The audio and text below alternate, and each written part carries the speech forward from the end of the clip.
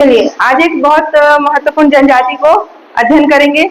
यह वह जनजाति है जो बस्तर संभाग में ही रहती है, लेकिन खास बस्तर जिले में भी निवास करती है। इसका सीधा सीधा संबंध उड़ीसा राज्य से है। उड़ीसा के पूरे प्रभाव में है यह जनजाति, और इस जनजाति में विशेषकर भतरा नाट होता है। भतरा नाट बहुत ही खूबसूरत और भव्य नाट होता है। छत्तीसगढ़ में कई प्रकार के नाट्य होते हैं, जिसमें से रहस्य नाट्य है और भी मतलब जो रात भर चलने वाला एक नाट्य प्रहसन होता है, उस तरह का नाट होता है, जिसमें एक इस जनजाति में भी महत्वपूर्ण नाट होता है जिसे भतरा नाट्य कहते हैं। इसमें विभिन्न प्रकार के मुखौटे लगाए जाते हैं और मुखौटे बहुत ही आकर्षक होते हैं। उस नाट को बहुत ही भव्य स्वरूप प्रदान करते हैं और इनकी जो रूपरेखा, ऊपर का वस्त्र पहनावा, सारा चीज उड़ीसा से आता है। मतलब बहुत अच्छे तरीके से इनके लिए खास बनाया जाता है।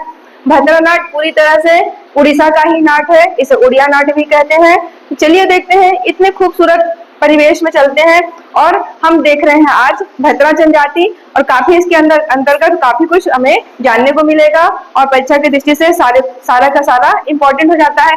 मेंस के जो अभ्यर्थी हैं वो भी ध्यान देंगे, क्योंकि मेंस की परीक्षा में भतरा जाति पर निबंध आता है, भतरा जाति पर प्रश्न आता है कि उनके बारे में लिखिए। सारा कुछ आर्थिक सामाजिक रूप से लिख देना है। और भतरा नाट के बारे में स्पेशल क्वेश्चन आता है कि भतरा नाट का वर्णन करें, इसके बारे में जानेंगे। भतरा नाट से कई बार ऑप्शनल क्वेश्चन भी आ चुका है, जैसे कि प्री परीक्षा में, जैसे कि वनडे एग्जाम में, सीजीपीएससी, सीजी व्यापम में भतरा नाट से उठकर क्वेश्चन काफी आ चुके हैं। चलिए अध्ययन करते हैं भतरा जनजाति के ऊपर। मिलिए से ये एक मुखौटा है जो ही एकदम ओरिजिनल दिखता है। इस मुखौटे को चेहरे पर लगाकर और उसकी वेशभूषा को पहनकर बहुत ही आकर्षक उछल कूद कर नाट्य प्रहसन के द्वारा रावण की भूमिका निभाते हैं, या कई राक्षसों की भूमिका या देवताओं की भूमिका। ऐसा मुखौटा देवताओं के लिए भी आता है और दानों के लिए भी आता है।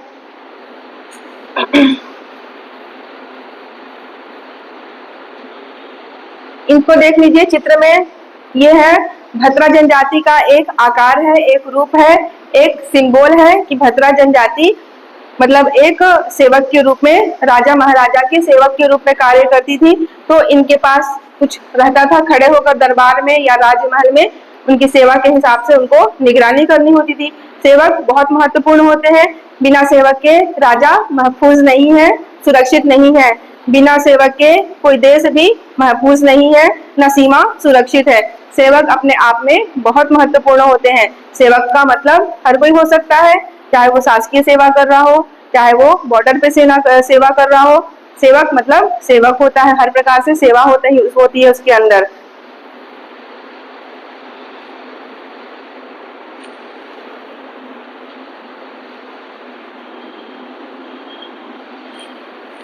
चलिए देखते हैं इनका निवास स्थान। तो यह छत्तीसगढ़ और उड़ीसा में रहने वाली एक विशेष जनजाति है, जो उड़ीसा के पूरे क्षेत्र पर रहती है और उड़ीसा से लगे छत्तीसगढ़ राज्य की सीमावर्ती जिलों में इनका निवास है। जैसे कि मुख्यतः बस्तर में इसको मुख्यतः मानना है। सबसे ज्यादा निवास जगदलपुर के एरिया में है, बस्तर क्षेत्र में है। उसके बाद इसको देखेंगे अभी मैप में कहाँ कहाँ पे निवास है। अब इनका नाम जो अन्य नाम है, अगर परीक्षा में इनके भतरा नाम से अगर एग्जाम में नहीं आता है कि भतरा नाम के अलावा कोई एग्जाम में पूछा जाता है, तो आपके लिए बहुत परेशानी का कारण हो सकता है।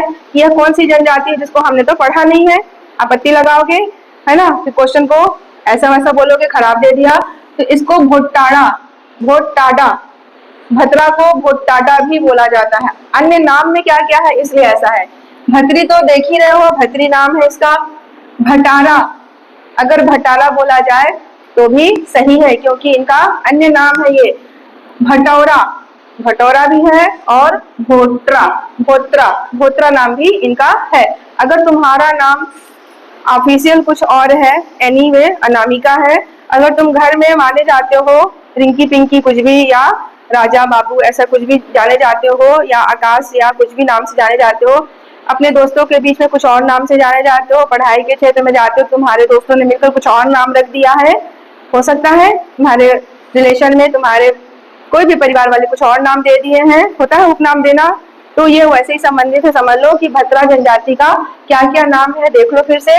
भोटाडा याद रखना है, क्योंकि किसी भी नाम से अगर क्वेश्चन पूछ दिया जाए तो आप उसको गलत नहीं ठहरा सकते हो। इनका है भतरी तो है ही, भटारा, भटौरा, भोत्रा, ये सबको नाम को उपनाम को आपको ध्यान रखना होगा। और इसके बारे में पूछ दिया जाए और नीचे आपको अंदर का सारा चीज सही सही पता है, लेकिन आप देख रहे हो कि नाम तो ऐसा है, तो आप बोलोगे कि ये तो क्वेश्चन ही गलत है। लेकिन नहीं, इनमें से कोई भी नाम दिया जा सकता है। उसके बारे में बताओ। सेवक जनजाति है, अगर भतरी नाम से आप जान रहे हो कि सेवक जनजाति है, लेकिन वहीं पर भटौरा दे दिया तो बोलोगे गलत है ये तो, लेकिन नहीं, ये हो सकता है। चलिए इनकी उत्पत्ति के संबंध में देखते हैं। इनकी उत्पत्ति के लिए 4-5 कथन हैं। अपने अपने हिसाब से सारे कथन अलग अलग हैं। आप किसी को किसी में रिलेशन नहीं दे पाओगे कि ये रिलेटिव क्यों नहीं हो रहा है, क्योंकि किसी चीज की उत्पत्ति के संबंध में 50 प्रकार के कथन हो सकते हैं। यहाँ पर तो हमको 4-5 प्रकार के कथन मिल रहे हैं, क्योंकि ये हजारों वर्षों पुरानी बात है। भाई सतयुग में भी देखो राम जी का है, वहां पे क्या हुआ था, अगर हमें कोई साक्ष्य मिल रहा है उसी के आधार पे बात कर रहे हैं। किसी ने देखा नहीं है, किसी ने उसको इतिहास को पूर्व को नहीं जान सकता है, इसलिए इतिहास की बातें किसी के कथन के द्वारा, कुछ साक्ष्य के द्वारा पता चलती हैं। कितना ये सत्य है ये अब शोध वाले ही समझे। तो शोध में पाया गया है, ऑथेंटिक बुक में पाया गया है कि 4-5 प्रकार से इनके उत्पत्ति का साक्ष्य मिलता है। चलिए देखते हैं क्या क्या साक्ष्य है। सबसे पहला है श्री राम जी से जुड़ा हुआ साक्ष्य है। श्री राम जी सतयुग त्रेता युग की बातें हो रही है यहाँ पर, तो श्री राम जी, ये युग अलग है, कुछ युग आगे आएगा उसकी अलग युग की बात होगी। तो यहाँ पर कहावतें हैं, कहने वाली बातों पे चला जा रहा है, और इनके लिए जो है वो 4-5 कथन है। एग्जाम में जो भी कथन से पूछा जाए आप इसका आंसर समझ सकते हो कि क्या लेना है। तो सबसे पहला है श्री राम जी के संबंधित हो जाता है कि जब श्री राम जी को 14 वर्ष का वनवास हुआ था, ये 14 वर्ष के वनवास में सारे जगह का विचरण कर रहे थे। ये मध्य प्रदेश और छत्तीसगढ़ के कुछ क्षेत्रों पे भी आए थे। तो जब श्री राम जी को उनकी माता के कैकेयी के कहने पर उनको वनवास हुआ था, तब वहां पर भरत जी वहां पर मौजूद नहीं थे। उन्हें नहीं पता था कि भाई हमारे भैया को वनवास भी होने वाली है। अनभिज्ञ थे वो, भैया से बहुत प्रेम करते थे। अपने श्री राम भैया से क्यों नहीं प्रेम करेंगे, वो थे ही इतने अच्छे, मतलब निष्ठावान व्यक्ति की सारे परिवार को लेकर चलने वाले थे। जो परिवार को लेकर चलता है वो हमेशा पूजनीय होता है। तो श्री राम जी में वो मर्यादा, वो गुण है और थे, ये सब थे। परिवार ने उनको जाना है। उनके भाई भाई में आज कितना विवाद है, पर उनके युग में भाई भाई में बहुत प्रेम था। तो भरत जी जैसे ही अपने किसी जगह से जहां भी गए थे वहां से लौटे, तो अपने राजमहल में देखे कि भैया नहीं समझ में आ रहे हैं। तो सबके बाद सुना सुना महल, रोता हुआ महल, भैया कहाँ गए, भैया कहाँ गए, भाभी कहाँ गई, माता सीता कहाँ गई, सब ऐसा हो गया। लक्ष्मण भैया कहाँ गए। तो जब पता चला कि उनको तो वनवास दे दिया गया है, वो बहुत रोए, बहुत बिलखे कि भैया को ऐसा नहीं होना चाहिए था भैया के साथ। लेकिन अब श्री राम जी अपने वचन के पक्के थे, मतलब एक वचन वाले थे, तो अपने वचन पे चल दिए थे। अब दोबारा वो लौट के नहीं आते, अच्छे से जानते थे भरत जी। तो भरत जी ने क्या किया कि उनकी सेवा के लिए जंगल जंगल, भैया मेरे राजा राम हैं, महलों के रहने वाले हैं, माता सीता तो और भी कोमल कोमल है एकदम से, वो तो महलों की रानी थी, राजकुमारी थी। आज उनको वन वन में भटकना पड़ रहा है। देखो दिन देखो कैसे आते हैं, वन में भटकना पड़ रहा है। जो एक कांटा भी ना चुभता हो जिस जगह, उनको कांटों के बीच में चलना पड़ा था। तो भरत जी बहुत प्रेम से फिर माता सीता और अपने भैया के लिए कुछ जनजातियों को उनके सेवा के लिए भेजे थे। तो ये जनजातियां ही भरत के नाम से भतरी हो गई। भारत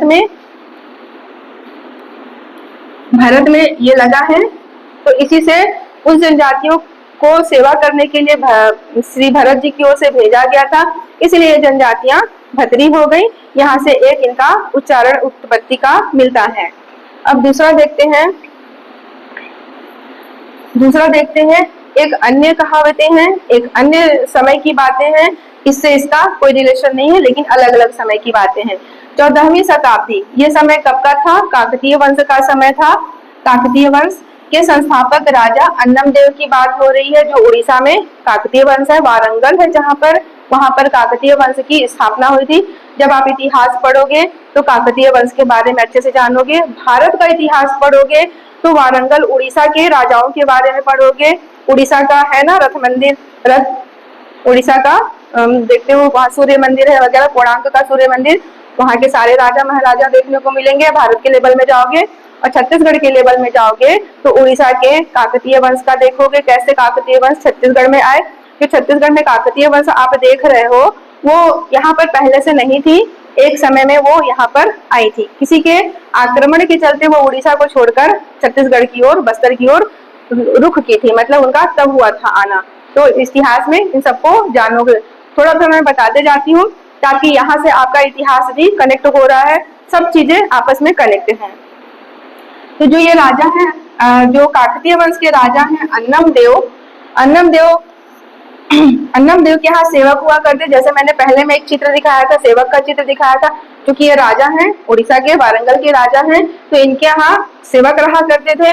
वही सेवक जो थे अन्नम देव के साथ वारंगल से बस्तर की ओर आए थे, क्योंकि राजा के, जो उड़ीसा के राजा थे, उनके ऊपर आक्रमण हुआ था। उस आक्रमण में जितना भी लड़े, लेकिन वो फिर पलायन कर गए और बस्तर की ओर आ गए। तो बस्तर में इनके साथ कुछ सेवक आए थे, वही सेवक भतरी कहलाए,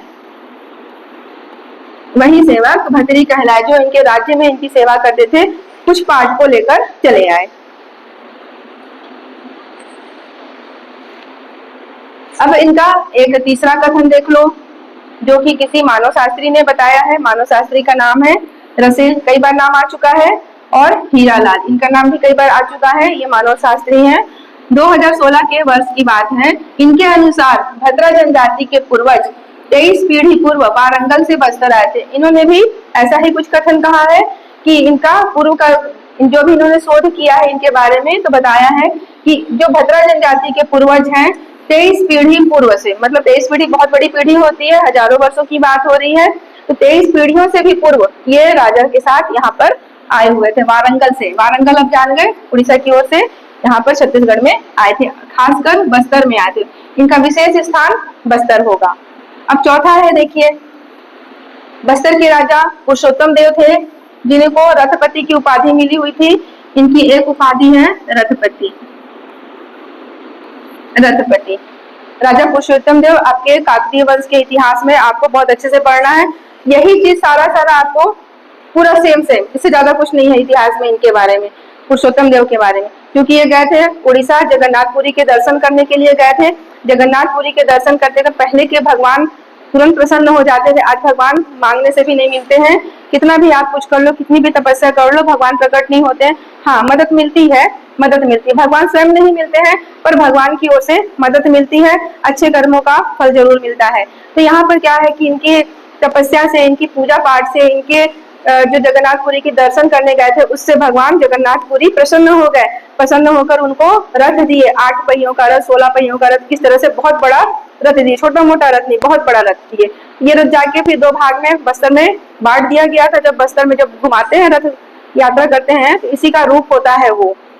तो देखो, ये जगन्नाथपुरी के तीर्थ यात्रा से वापस आकर भद्र लोग, भद्र मतलब अच्छे लोग, अभद्र का क्या होगा उल्टा, भद्र। एक होता है अभद्र, एक होता है भद्र। अगर अभद्र है तो उसका विपरीत क्या हो जाएगा, भद्र। यहाँ पे देखो, भद्र का मतलब समझना होगा, भद्र मतलब खराब व्यक्ति नहीं, अच्छा व्यक्ति। अभद्र मतलब बेकार मिजाज वाले व्यक्ति, और भद्र मतलब अच्छे व्यक्ति होते हैं, इसका मतलब। तो यहीं पर वहां से जगन्नाथपुरी की यात्रा से जब वापस लौटे तो भद्र लोगों को जनेऊ पहना दिया। जनेऊ मतलब बहुत बड़ा संस्कार होता है, और ब्राह्मण लोग करते हैं जनेऊ संस्कार, मतलब उनका एक यज्ञोपवीत होता है। तो जनेऊ पहनाकर भद्र नामक संबोधन कर दिया उनको ये जनेऊ पहनाया और बोला कि आप भद्र हो, हमारे लिए बहुत अच्छे हो, ऐसा करके उनको बताया, ये भद्र बोला गया है। फिर जनेऊ धारण करने का अधिकार देकर राजकीय सम्मान दे दिया, मतलब राजा ने पहनाया, मतलब वो क्या हो गया, राजकीय सम्मान। आज राष्ट्रपति के हाथों से जो पदक पा रहा है वो क्या राजकीय सम्मान नहीं हुआ, वो तो सबसे बड़ा राजकीय सम्मान हो गया। और वैसा ही राजा के द्वारा इनको जनेऊ पहनाया गया, मतलब उनको राजकीय सम्मान मिल गया। यहाँ पर ये राजकीय सम्मान दिया गया। बस्तर में उन्हीं के वंशज जो कहलाए थे वो हो गए भद्रा जनजाति। भद्र कहा उन्होंने, राजकीय सम्मान मिल गया उनको, और यही हो गए भद्रा जनजाति। तो ये अलग अलग थिंक है यहाँ पर।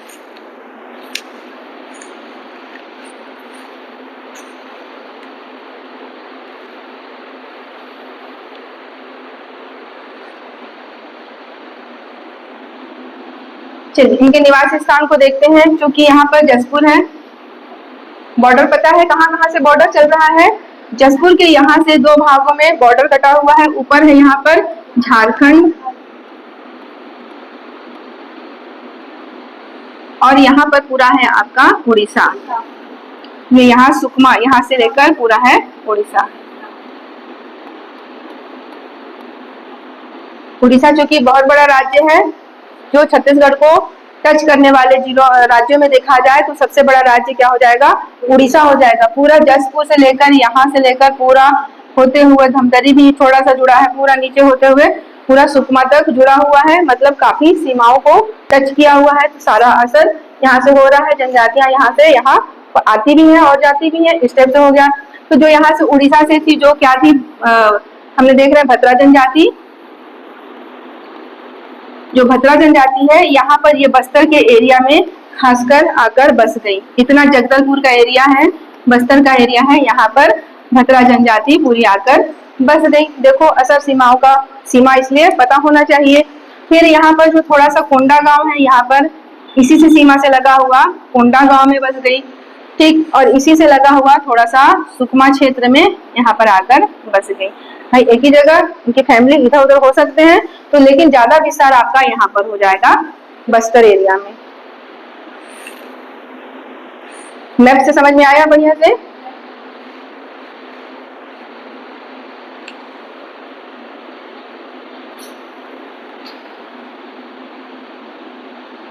चलिए इनकी जनसंख्या देखते हैं। 2000 जनगणना, मतलब जनगणना वर्ष 2011 के अनुसार इनकी जनसंख्या का आकलन किया गया था 2,13,900। सीमित है ना, 2,13,900 जनगणना वर्ष 2011 के अनुसार इनकी जनसंख्या है।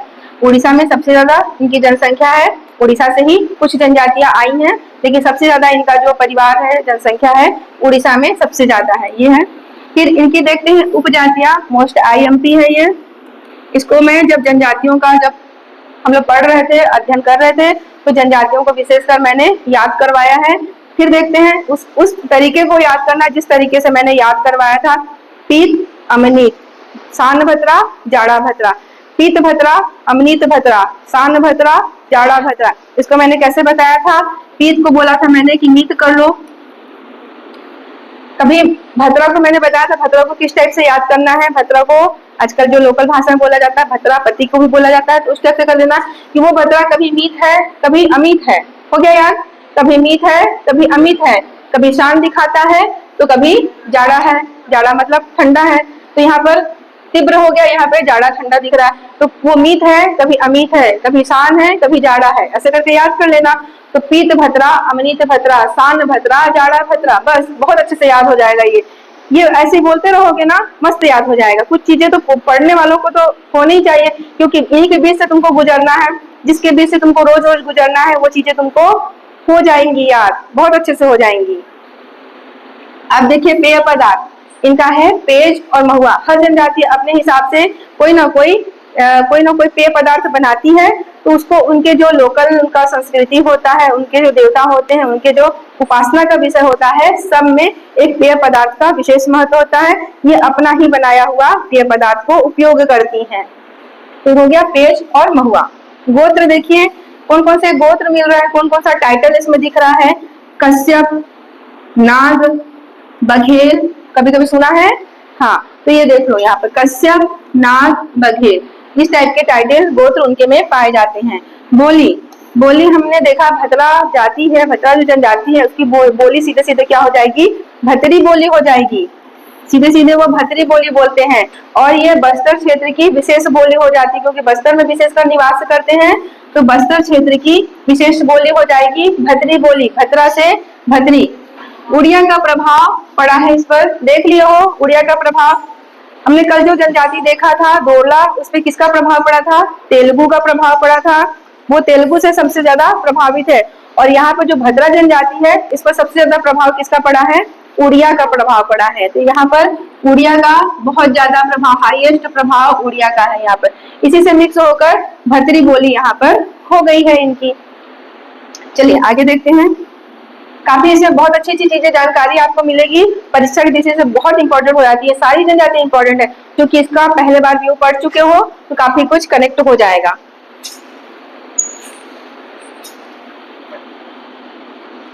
चलिए इनका आर्थिक जीवन देखते हैं। सभी का आर्थिक जीवन होता है, सभी अपने जीवन को चलाने के लिए कुछ न कुछ आर्थिक रूप से काम करती हैं, कैसे अपना जीवन चलाना है। जिसको कुछ भी नहीं आता, बिल्कुल पढ़ा लिखा नहीं है, वो भी अपना जीवन चलाने के लिए कुछ न कुछ काम करता है। किसी के घरों में भी काम कर भी अपना जीवन चलाते हैं, किसी के फैक्ट्री में काम करके भी अपना जीवन चलाते हैं। जैसा जीवन स्तर वैसा वैसा दिनचर्या। तो चलिए देखते हैं, स्थानांतरित कृषि एक कृषि करती है जिससे अनाज उगाती है, और अनाज उगाने के बाद उसको भरण पोषण के यूज में लेते हैं। तो दहिया कृषि इनके यहाँ होती है। स्थानांतरित कृषि है जंगलों को, पहाड़ों को, जो पेड़ होते हैं, जो सूखे हुए, जो वहाँ का मैदान को बनाने के लिए जो भी उगे हुए वहां से उसको काट देती हैं, काट के वहां पर सूख जाता है थोड़ा सा, उसको आग लगा देती हैं। आग लगाने के बाद थोड़ा राख बन गया, उस पर फिर बीज डाल देती हैं। जैसे ही मानसून की वर्षा चालू हुई और उस पर उगना चालू हो गया। उनको हल वल से मतलब नहीं था पहले, लेकिन ये थोड़ी सी ओल्ड बातें हो गई हैं। अब सरकार नहीं चाहती है कि आप पेड़ काटो, जंगलों को नुकसान हो, क्योंकि छत्तीसगढ़ भी एक वन प्रधान राज्य है। यहाँ पर जंगलों का बहुत अच्छा विस्तार है, जिसके कारण वो कभी फर्स्ट नंबर पे भी रहती है, कभी सेकंड भी हो जाती है। लेकिन 1/3 किसी भी राज्य में वन का होना 1/3 होगा तो बहुत अच्छा माना जाता है। किसी भी राज्य में अगर 1/3 भाग अगर वन है, उस राज्य को वनों की दृष्टि से परिपूर्ण माना जाता है, शोभायमान माना जाता है। तो छत्तीसगढ़ इसी कैटेगरी में आता है। छत्तीसगढ़ में आज 1/3 वन है और ये उस पैमाने पर खरा उतरता है। तो चलिए देखते हैं, मुख्य रूप से दहिया कृषि इसमें हो रही है, लेकिन हम इससे पहले देख रहे थे एक कृषि दाहिया था, दाहिया देखे थे। दोनों में हमने कहा था कंफ्यूजन नहीं होना है, दाहिया था सीधे सीधे कमार में। ये आ का मात्रा, ये कमार का आ का मात्रा याद रखना है। और यहाँ पर हम देख रहे हैं भतरा जनजाति, तो यहाँ पे दहिया है, इसको दही भात कर लो, दही भात। दही भात बोलने से एक बार में याद रहेगा दहिया भतरा, सीधे सीधे याद हो जाएगा। अब चलो देखो, मुख्य रूप से ये सेवक का कार्य करते हैं। हमने कार्यों को जब देखा था, सभी जनजातियों के कार्यों को पढ़ा था, तो उसमें एक चीज जरूर देखे थे कि भद्रा जनजाति सेवक का कार्य करती है। फिर ऐसा भी देख सकते हैं कि सेवक का कार्य कौन सी जनजाति करती है, सीधे सीधे भद्रा जनजाति को ले लेना है। यहाँ पर यह आया हुआ है सीजी व्यापम बीपीआर 2021 में आया हुआ है, मतलब यह आ चुका है। ये क्वेश्चन आया हुआ क्वेश्चन फिर से आता है, क्योंकि जो पहले के आए हुए क्वेश्चन रहते हैं उसी को घुमाकर दोबारा पूछ दिया जाता है।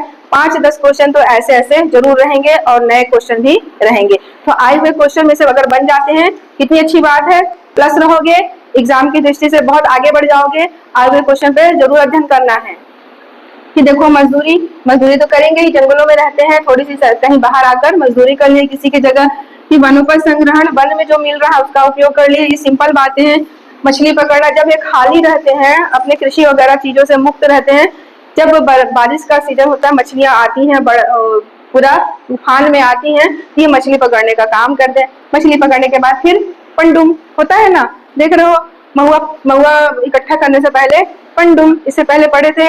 सब चीज में त्योहार है इनका। अब लकड़ी काटना, लकड़ी तो काटेंगे ही, कहाँ जाएंगे, लकड़ी चूल्हा जलाना है। जो वनोत्पाद जो भी मिल रहा है, जड़ी बूटी जो भी अपने हिसाब से देख रहे हैं, वनोत्पाद ले रहे हैं। और शिकार तो सिंपल है, ये सारी चीजें सब में आएंगी, लेकिन खास क्या है, सेवक का कार्य करना। और दूसरी जनजाति में ये चीज नहीं आएगा, सिर्फ भद्रा में आएगा कि भद्रा जनजाति सेवक का कार्य करती है। अब एक और महत्वपूर्ण है, ये दोनों इंपॉर्टेंट है, पत्तल निर्माण का कार्य। भद्रा जनजाति ही सिर्फ पत्तल निर्माण का कार्य करती है, वही विशेषकर इसमें महारत है, उसी को इसकी शोभा माना गया है कि पत्तल निर्माण का कार्य भद्रा जनजाति करती है। कार्यों में इसको भी पढ़े थे, तो ये इसको बहुत अच्छे से याद कर लेना कि दो चीजें विशेष रूप से हो जाती है, एक तो सेवक का कार्य, दूसरा पत्तल निर्माण का कार्य। पेय पदार्थ देख लिए थे इसको,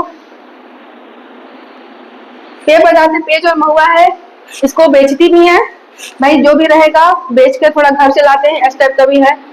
चलिए सामाजिक जीवन देखते हैं आप। अब देख रहे हैं इनका सामाजिक जीवन कैसा, कैसा विवाह संस्कार है, कैसा मृत्यु संस्कार है, क्या है इनमें, चलिए देखते हैं। इनका समाज पितृसत्तात्मक है, ऑल ओवर छत्तीसगढ़ का पूरा ही समाज पितृसत्तात्मक है, पिता के कुल गोत्र से वंश आगे बढ़ रहा है। इनका निवास ये समतल मैदान में रहते हैं, सब कोई पहाड़ों में रहते हैं, देख रहे हो अब तक जितनी जनजातियां मिली है बस्तर संभाग की सब पहाड़ों में रहती हैं, पर भद्रा जनजाति कहाँ पे रहती है, मैदानी क्षेत्रों में समतल एरिया में रहती है। और इनका जो मकान होता है वो कई पारा में बटा होता है, जैसे ये गांव है, ये गोलाकार एक गांव है, ये कई पारा में बटा हुआ है, ऐसे ऐसे करके कई पारा में बांट दिए होते हैं। ये वो पारा है, ये उसका पारा है, ये उसका पारा, लेकिन पूरा जगह गोलाकार में रहेगा, ये पूरा एरिया गोलाकार में रहेगा, इसके चारों ओर खेत रहेंगे सबके, ऐसा करके गोलाकार में रहती हैं, सीमित जगह पे रहती हैं और पारा बस्ती बनाकर रहती हैं और पूरे चारों तरफ उनका कृषि वाला स्थान होता है। तो देखिए घर में, और घर में एक पशुपालन का एक जो उनका रहता है एक रूम, घर में पशुपालन का एक रूम विशेष रूप से रहेगा। मतलब कोई जनजाति पशुपालन करे या ना करे, लेकिन भद्रा जनजाति पशुपालन जरूर करेगी। पशुपालन के लिए एक रूम बड़ा सा उनका रहेगा ही, जिसमें वो अपने गाय बकरी भेड़ जो भी उनका हिसाब से वो मुर्गा मुर्गी पालते हैं सबको रखते हैं अपने, उनका पशुपालन मोस्ट है इनके यहाँ। चलिए देखते हैं अब मृतक संस्कार की बारी आती है। जन्म मृत्यु तो होगा ही, तो इनके मृत्यु संस्कार को बहुत स्पेशल है, बहुत महत्वपूर्ण है।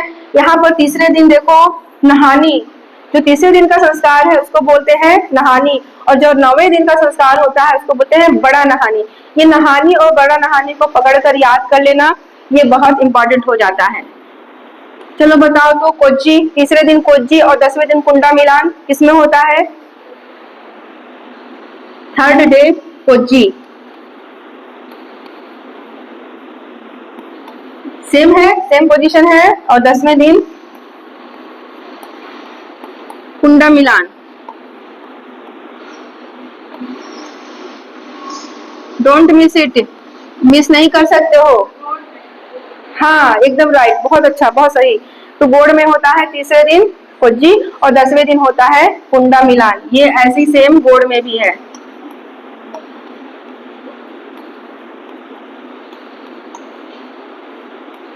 ठीक है, यहाँ से कनेक्ट कर लेना, जिसको भी याद नहीं है बहुत अच्छे से याद कर लेना कि 10वें दिन कोच्चि और मतलब तीसरे दिन कोच्चि और 10वें दिन कुंडा मिलान गोंड जनजाति में होता है। और यहाँ पर हम देख रहे हैं भद्रा जनजाति, यहाँ पर तीसरे दिन हो रहा है नहानी और 9वें दिन हो रहा है बड़ा नहानी। ज्यादा इसमें वो नहीं है, धूलताल नहीं है, नहानी दोनों में लगा है, बस 9वें दिन बड़ा नहानी करना है। तो ये मृतक संस्कार भी बहुत इंपॉर्टेंट हो जाता है, किसी भी क्वेश्चन में किसी भी परीक्षा में आपको देखने को मिल सकता है ये। तो तैयारी को पुख्ता रखना है, औजार यही सब है आपके।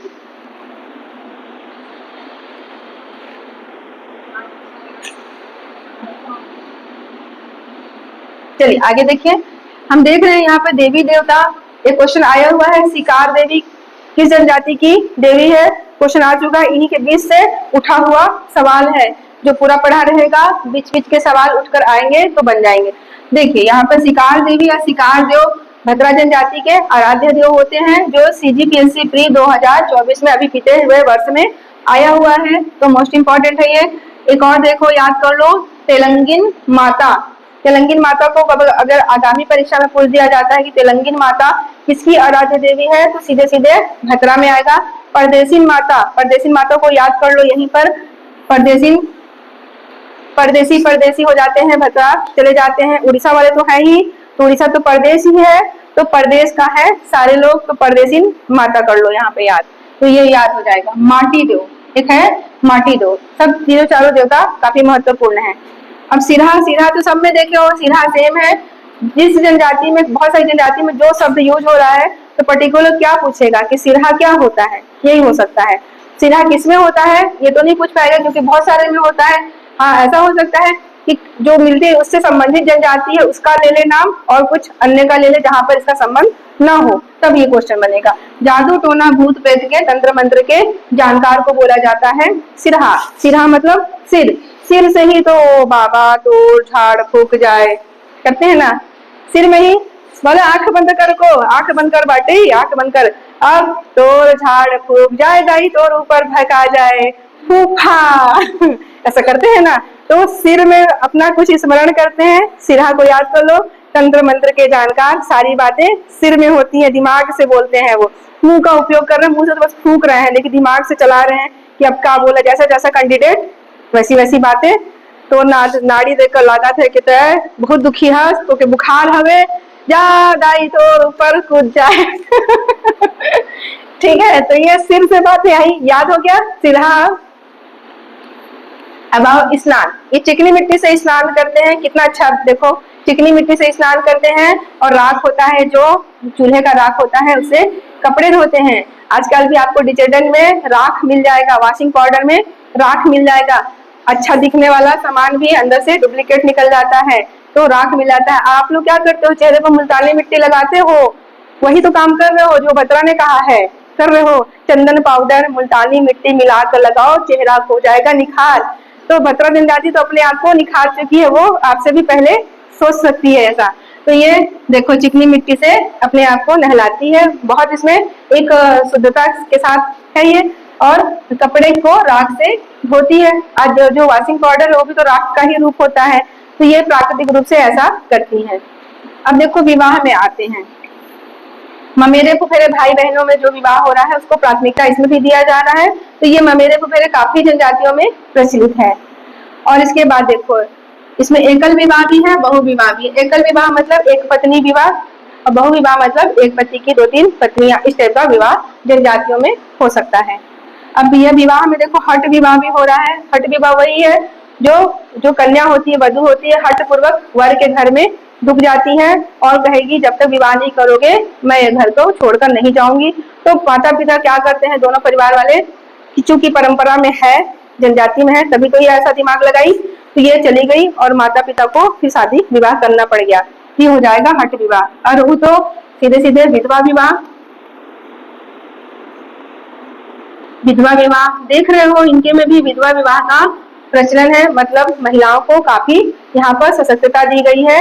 पति की मृत्यु के बाद उनको दोबारा घर बसाने की इजाजत दी गई है, लेकिन पहले ये सब नहीं था।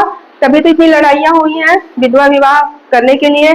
महिलाओं को भी जीने का हक होता है, ताकि एक पति मरने के बाद उनको दूसरा जन्म देना होता है। तो ये दूसरे जन्म की तैयारी हो रही है। तो जो जनजातीय समाज होता है वो इसके लिए बहुत ही पहले से सोच चुका है, सशक्त है। तो यहाँ पर उनको अच्छा स्थान मिला हुआ है। आप जब महिला सशक्तिकरण का लिखोगे ना कोई निबंध या कोई लेख, तो ये सब दे सकते हो कि जनजातीय तो इस मामले में बहुत ही अच्छी है, सशक्त है, महिलाओं को बहुत अच्छा स्थान देकर रखी है। गुरावट विवाह, इधर की बेटी इधर, इधर की बेटी इधर, सीधे सीधे गुरावट विवाह मतलब एक परिवार का भाई बहन दूसरे परिवार के भाई बहन से अदला बदली विवाह हो रहा है। ये सब यहाँ पर महत्वपूर्ण है। सारी जनजातियां इस विवाह को फॉलो कर रही हैं। चलो, सुख देना जान गए हो सब कोई। सुख देना शब्द को बहुत अच्छे से जान गए हो कि सुख देना क्या होता है। सुख देना होता है बधू मूल्य, मतलब वर पक्ष या वर पक्ष के परिवार वाले, भाई परिवार से अलग थोड़ी ना जाएगा वर, परिवार के साथ ही तो जाएगा। भाई सामाजिक शादी ब्याह हो रहा है तो वर के माता पिता, उसके संबंधी सब साथ में जाते हैं। कहीं भी लड़की देखने जा रहे हैं, लड़का देखने जा रहे हैं, तो क्या अकेले जाएगा? नहीं, उसके साथ उसके परिजन भी जाते हैं। तो जब शादी फिक्स हो जाती है तो वधू मूल्य उसके परिवार की ओर से, वर की ओर से दिया जाता है।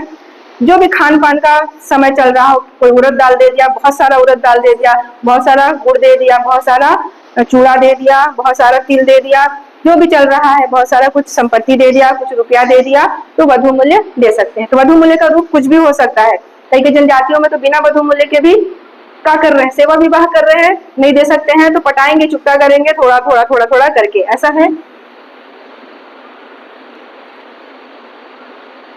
हाँ, इसको देख लो, दाढ़ प्रथा क्या होता है। ये है एक दाढ़ प्रथा, इसको ध्यान रखना कि दाढ़ प्रथा क्या होता है।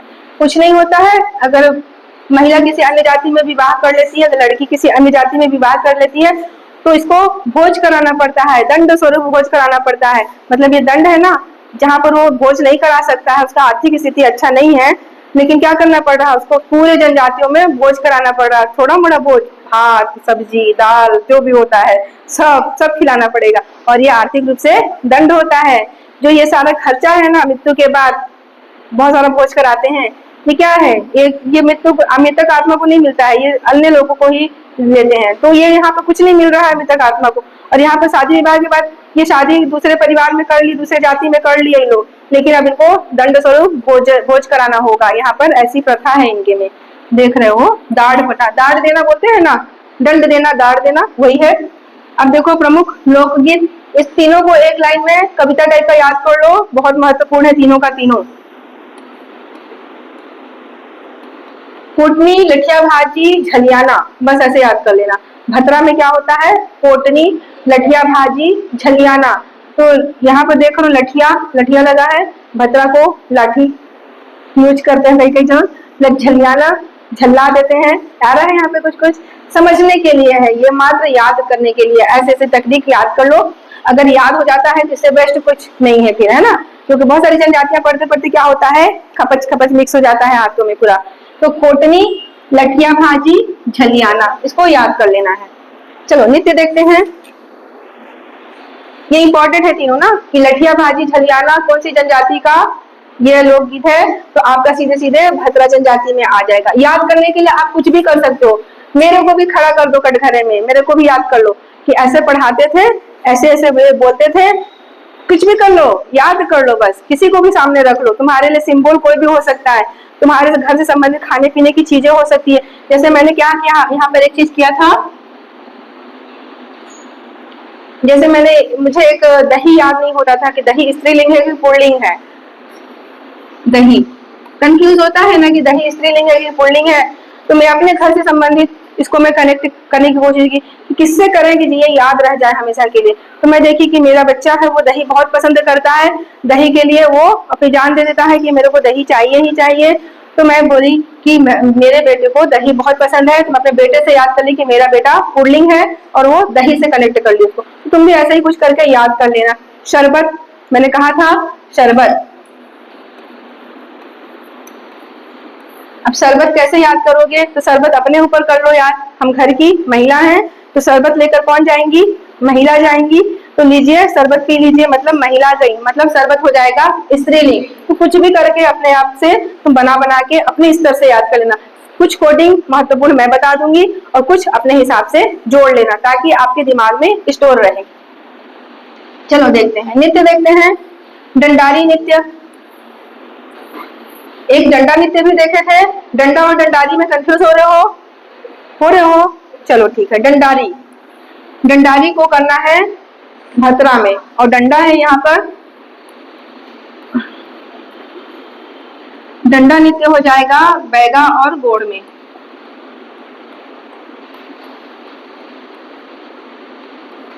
गोड़, दो जो गोड़ है वो डंडा टाइप का दिखता है, चाहे बकरी लोग का गोड़ देख लो तो डंडा टाइप का दिखता है, गाय का गोड़ देख लो तो डंडा टाइप का दिखता है, तो उससे याद कर लेना, गोड़ डंडा होता है, डंडा जैसा दिखता है। डंडारी नहीं करना है, बैगा को भी डंडा में ही करना है, बैगा और गोड़ को डंडा से याद रख लेना है। बैगा अगर तंत्र मंत्र करता है, झाड़ फूक करता है, तो लोगों को उससे डर भी होता है, वो दंड दे देगा कहीं पर, तो बैगा से लोग चुपचाप रहते हैं, जितना बोला उतना मान लो। अगर उसने कहा काला मुर्गा दे दे चढ़ाने के लिए और एक बोतल ला देना बाबा, तुमको डर के मारे लाना पड़ेगा कि बाबा बोले हैं मुके तो जाए के पड़ी, मतलब वो दंड दे रहा है, नहीं तो डंडा मारेगा, बाद में भगवान बोले भूत भेज देगा, जाओ ऊपर परेशान करके आप मुके इतना चढ़ावा नहीं दे, बाद में तुमको तकलीफ होगा कि मैं उतना बोलकर मैं पूरा किया हूँ तो मेरे को दंड मिल रहा है, भगवान का डंडा चलवा रहे हैं। तो यहाँ पे डंडा से याद कर लेना, बैगा और गौड़ को डंडा नृत्य से याद कर लेना। फिर यहाँ पे देखो डंडारी नृत्य, डंडारी नृत्य कब हो रहा है, होली के समय। इसको हमें जब पिछली कक्षा में याद करा रही थी कि होली के समय एक बच्चा, होली के समय एक घर के पेरेंट पिता बोल रहे हैं कि आओ घर में, तो बोल रहा है कि नहीं अभी और होली खेलेंगे, तो उस पिता ने कहा कि जल्दी आजा घर में भात खा ले, नहीं तो डंडा पड़ेगा। तो मतलब भतरा भी इसमें याद करना है, और ये डंडा को रखूं, तो उसने रखने से वो बच्चा डरकर घर में आ गया। पिता ने कहा कि ये डंडा है, मैं को रखूं, जल्दी से आके भात खा ले, होली ज्यादा मत खेल। तो हो जा रहा है कुछ चीजें कनेक्ट करने से। फिर डंडारी नृत्य होली के अवसर पे किया जाता है, कोरकू और भतरा जनजाति दोनों में होता है। क्योंकि मैं यहाँ पे सिर्फ भतरा भी तो लिख सकती थी, लेकिन मुझे आपको कंप्लीटली याद करवाना था कि ये जो नृत्य होता है ये दोनों में होता है, ताकि आपका दोनों ऑप्शन मजबूत रहे, कोरकू और भतरा में। डंडा को रखूं, जल्दी भाग खा ले, ज्यादा होली मत खे। कल के याद कर लेना। फिर यहाँ पे देखो ये इसमें क्या होता है, सेमल का वृक्ष होता है।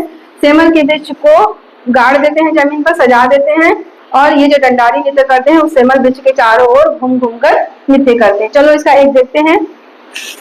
मैंने यहाँ पर एक पिक्चर लाई है, देखो यहाँ पर हाथ में देखो डंडा है, ये डंडारी समझ लो, डंडा मत बोलना, डंडारी बोलना, क्योंकि भद्रा जनजाति की बात हो रही है तो डंडारी है। अपने वृक्ष से तोड़ा हुआ डंडारी है, एकदम सीधा भी नहीं है, कैसा भी डंडारी तोड़कर बराबर करके लाए हैं। जिसको पड़ेगा तो पड़ेगा, लगेगा तो लगेगा, लेकिन खेलेंगे यहाँ पर, डंडारी नृत्य करेंगे।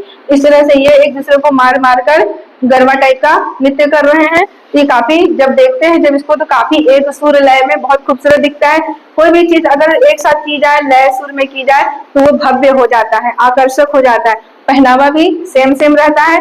अगर आप यहाँ पे बुला लो इनको तो आप इनमें मंत्रमुग्ध हो जाओगे, इनकी डांस से आप अलग हो ही नहीं पाओगे, मतलब वहां पर खो जाओगे। उनके इतने अच्छे तरीके से डांस कर रहे हैं कि आप वहां से हट नहीं पाओगे।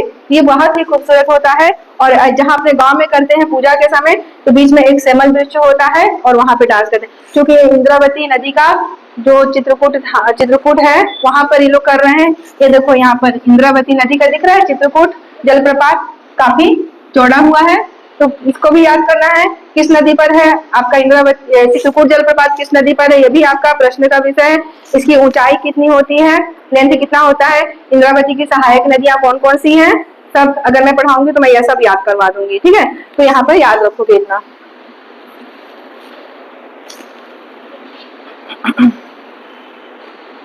चलो ये देखो भद्रा नाट, जब मुझे भद्रा नाट दिखाना है आपको, तो ये भद्रा नाट में ऐसे मुकुट पहने जाते हैं, वेशभूषा बनाई जाती है, और यहाँ पर जो भी जिसका रोल निभा रहा है उसका पूरा गेटअप लेगा, मतलब बहुत ही भव्य आकर्षक, मतलब विशाल उनका जो रूपरेखा होता है। इनका सारा ड्रेस कहाँ से आता है, उड़ीसा से आता है। ये ऐसा नॉर्मल नहीं रहता है, काफी महत्वपूर्ण होता है। चलो देखते हैं इसमें। देखो ये एक मंच है, इन्होंने किसी की श्री राम जी की भूमिका या जिनकी भी भूमिका निभा रही हैं वो इस रूप में है, और इनके साथ जो महिला है वो महिला नहीं है, वो पुरुष है। पुरुष ही महिला का रोल निभाते हैं। तो आप इसको बहुत अच्छे से याद करोगे कि जो भद्रा नाट होता है उसमें महिलाओं का कोई रोल नहीं होता है, उसमें महिलाओं का ही पूरा रोल पुरुष निभाते हैं। इस पर भी क्वेश्चन आया है कि महिलाओं का रोल कौन निभाते हैं, तो पुरुष निभाते हैं। ये देखो ये पुरुष है। चलो भद्रा नाट्य देख लो बहुत अच्छे से। चलो ऐसे देखते हैं, इसको भद्रा नाट्य भी बोला जाता है, उड़िया नाट्य भी बोला जाता है, और भद्रा नाट्य तो बस्तर का भद्रा नाट्य, इसका एकदम सीधे सीधे नाम हो जाएगा बस्तर का भद्रा नाट्य। बस्तर में सीधे सीधे निवास करती है, तो बस्तर का भद्रा नाट्य पूरा का पूरा इंपॉर्टेंट है। इसमें भद्रा नाट्य के बारे में उठ उठकर क्वेश्चन आया हुआ है। और इसमें देखो ये CGPSC प्री 2018 में भी आ चुका है कि भद्रा नाट्य कौन करती है। भद्रा से भद्रा को पकड़ लोगे कि भद्रा जनजाति करती है। उड़िया नाट्य पूछ देगा कौन करती है, सीधे सीधे भद्रा जनजाति करती है। अब देखो ये पूर्ण विकसित एवं सशक्त मंच होता है। ये मंच गांव के बीच में बहुत अच्छी जगह पर लगाया जाता है, खूब सजाया जाता है, लाइट का सिस्टम लगाया जाता है। पहले थोड़ा कम था लाइट सिस्टम, आज तो लाइट का सिस्टम बढ़ गया है। तो गांव के बीच में जहां पर करना है बहुत ही भव्य तरीके से सजाया जाता है, और रात भर वृद्ध माताएं बहनें माता पिता सब इसको देखते हैं, क्योंकि ये पौराणिक कथाओं पे आधारित होता है। जहां पर चलिए देखते हैं कौन कौन सी कथाओं पर है। इसकी बोली पूरी तरह से भद्री होती है। भद्रा नाट उड़ीसा से आने के कारण इसका नाम उड़िया नाट पड़ गया है, देख रहे हो। इसकी विषय वस्तु पौराणिक कथा पे होती है। जो भी प्राचीन काल में सतयुग त्रेता युग में जो भी हमारे किरदार थे उन पर ये किया हुआ होता है। अभी देखो इसमें क्या क्या आएगा। अभिमन्यु का वध, अभिमन्यु को सब जानते हो, चक्रव्यूह में जो हुआ था वध उनका, तो अभिमन्यु का वध को यहाँ पर किया जाता है भद्रा नाट में। जरासंध का वध यहाँ पर किया जाता है, जो तुलसी जी के पति थे, याद आया, तुलसी जी के पति थे जरासंध, और ये क्या थे, राक्षस थे। तो यहाँ पर उनके वध का वर्णन है। फिर हिरण्यकश्यप का वध। हिरण्यकश्यप कौन थे, होलिका के भाई थे और प्रहलाद के पिताजी थे। तो यहाँ पर उनका वध का है। दुर्योधन वध जान गए तुम। फिर कंस वध कृष्ण के द्वारा, तो इसमें कृष्ण भी होंगे और कंस का भी रोल होगा, काफी कुछ रहेगा, सब में बहुत कुछ आएंगे, इसमें शामिल होंगे। रावण वध, लक्ष्मी पुराण कथा यहाँ पर देखो, समुद्र मंथन से लक्ष्मी आई, वो सब दिखाएंगे इसमें। फिर मेघनाथ सती, मेघनाथ का पर्व मनाया जाता है किसमें, गौड़ जनजाति में, वो सबका वर्णन होगा। रुकमणि हरण, रुकमणि हरण कैसे कृष्ण और बलराम ने रुकमणि का हरण किया, सारे चीजों को बताएंगे उसमें, बोल बोलकर, उछल कूद करके, नृत्य करके, युद्ध के पैमाने पर बताएंगे। और लंका दहन बताएंगे, कैसे हनुमान ने लंका दहन किया, क्या क्या हुआ उसमें, सारी चीज बताएंगे। ऐसे ऐसे प्रचलित पूरे पौराणिक कथाओं का इसमें वर्णन होता है। हास्यवद और किसी कृत्य पर आधारित होता है। ये वहां पर हंसाएंगे भी, ऐसे ऐसे वहां पर लाएंगे उठाकर पात्र को कि आपको हंसाएंगे भी वहां पर, और आपको सामाजिक रूढ़ियों पर अटैक करेंगे सीधे सीधे। जो सामाजिक कुरीतियां हैं, बुराइयां हैं, अधर्म है, उस पर सीधे सीधे अटैक करते हैं और लोगों को जानकार बताते हैं कि ये अधर्म यहाँ पे हो रहा है, जागरूक हो जाओ करके। तो ये जागरूक करने का बहुत बड़ा मंच है। सर्वाधिक युद्ध प्रधान होता है, एक तरफ विपरीत पार्टी, दूसरी तरफ विपरीत पार्टी, उछल कूद करके, मार धार करके युद्ध वाला मेथड लाएंगे। यहाँ वाद्य यंत्र को याद कर लोगे, मृदंग, नगारा, मंजीरा, मोहरी। मृदंग, मृदंग सब में रहता है, नगारा, मंजीरा, मोहरी। मोहरी जैसा जैसा समय आएगा तो मोहरी का प्रयोग होगा। कलाकार एवं वेशभूषा, समस्त अभिनयकर्ता, देखो कलाकार इसमें कौन रहेंगे, सभी पुरुष रहेंगे, महिला नहीं रहेंगी, सभी पुरुष रहेंगे। महिलाओं का भी रोल कौन करेगा, पुरुष करेंगे। अब इसमें 40-50 कलाकार होते हैं, इतना बड़ा मंच होता है, रात भर चलता है। जो रात में शुरू होगा सुबह शाम के 7 बजे से, तो सुबह तक चलता रहेगा। लोग वहां पर बैठकर मंत्र मुग्ध होकर सारी चीजों को सुनते हैं, क्योंकि पौराणिक चीजें बहुत ही आकर्षक तरीके से बताई जाती हैं। 40 से 50 लोग यहाँ पे कलाकार होते हैं, बदल बदल के आते हैं, इनका पार्ट खत्म कि अगला पार्ट वाले आके बनाएंगे, ऐसे करके 40 कलाकार होते हैं। और इनकी वेशभूषा मैंने बता दी, बहुत आकर्षक, भड़कीले और आंखों को अच्छे लगने वाले होते हैं। तो ये बहुत कीमती भी होते हैं, उड़ीसा राज्य से बनकर आते हैं और ये बहुत आकर्षण का केंद्र होते हैं। देख रहे हो, अगर तुम भी बैठ जाओगे इनके भद्रा नाट्य में देखने के लिए, तुम भी नहीं उठ पाओगे, एकदम मंत्रमुग्ध हो जाओगे। और ये सामाजिक कुरीतियों पर प्रहार करते हैं, लोगों को जागरूक भी करते हैं और जितनी पौराणिक चीजें हैं उससे लोगों को अवगत कराते हैं। तो इस तरह भद्रा नाट्य अपने आप में बहुत महत्वपूर्ण हो जाता है। भद्रा नाट्य से सीधे सीधे उठकर क्वेश्चन आता है। इनमें मुखौटों का बहुत प्रचलन है, देख लो कितना आकर्षक मुखौटा बनाया गया है। इसको पहनने के बाद तुम खुद ऐसे ही दिखने लगोगे, है ना। तो तुम्हें भी एक मुखौटा पहनने का मन कर रहा होगा कि मैं भी किसी को डरा कर कूद काट करके बताऊं कि हाँ देखो ऐसा भी होता है कि मैं नहीं, मैं ये हूँ। ये इसके गेटअप में आ जाते हैं, जो भी पहनेगा उस गेटअप में आ जाएगा, हु-हा शुरू कर देगा। तो इस तरह से भद्रा नाट्य बहुत इंपॉर्टेंट है, भद्रा जनजाति के सारे कल्चर इंपॉर्टेंट है, तो इसको आप अच्छे से पढ़ लोगे।